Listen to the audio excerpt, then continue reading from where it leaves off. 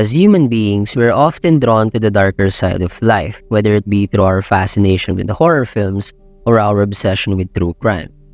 But why is it that we find ourselves rooting for the villain or wanting evil to win?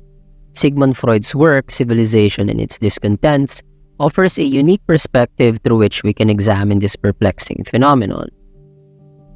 By delving into the fundamental impulses of the human mind, Freud dismantles the idea of the ideal modern individual and society, suggesting that even the most capable among us lack complete control over our inner monsters, screaming in the language of chaos. Sigmund Freud, a medical doctor and psychiatrist, had a significant impact on historical analysis and the interpretation of human behavior through his theory about human nature.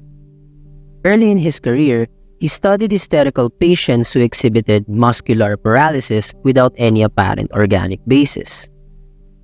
However, his influential book, The Interpretation of Dreams, explains that the unconscious, the dark part of the mind, influences their awareness or consciousness.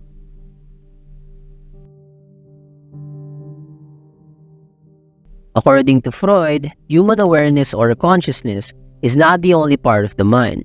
The unconscious, which contains energies driven by instincts, especially sexual desires, is also a significant part of the mind.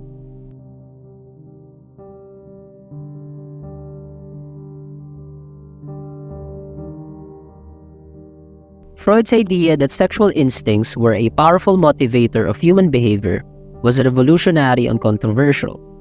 He even suggested that infants possess sexual desires. The ego or self defends itself from two opposing forces that want to influence human awareness.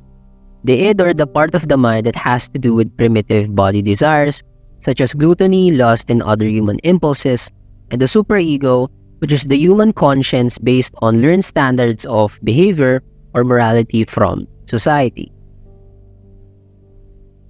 Human instincts and desires can be dangerous for the ego or self.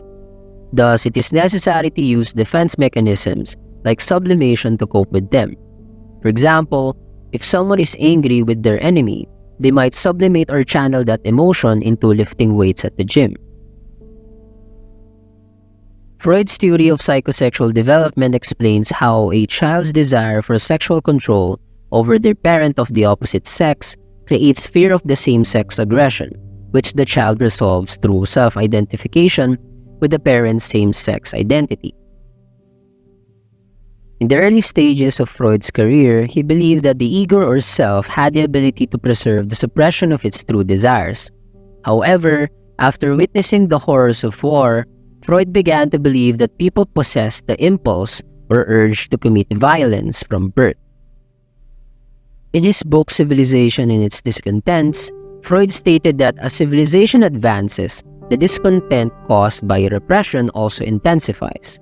This is because the more developed a society becomes, the more it requires the restraint of our instincts, leading to a more severe repression of our desires, such as sexual desires under rigid marriage laws or violence in social activities like serious sports competitions.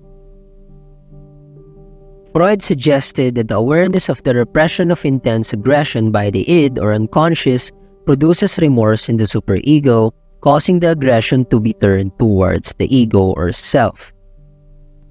Even when we successfully control ourselves, we feel more remorseful because we can no longer hide the strong desire from our minds. Therefore, Freud argued that even the most disciplined person in society has no full control over themselves, and the freedom, peace, and equality found in modern society cannot hide the deep regret for their inability to follow their strong desires.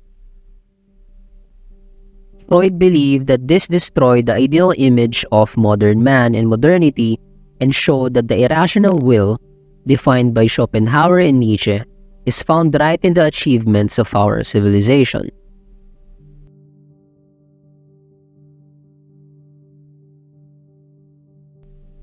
However, Freud did not suggest that civilization should give in to its thirst for chaos and destruction. Rather, he argued that what humanity needs to achieve is a balance between expression and suppression of desires. Terrible events occur in our civilization because there is an imbalance in the appropriate expression of self and the suppression of desires. Therefore, it could be argued that all people have a desire to destroy, to see the villain win, but they do not desire total annihilation. Destruction is a natural phenomenon, so there is an opportunity for creation.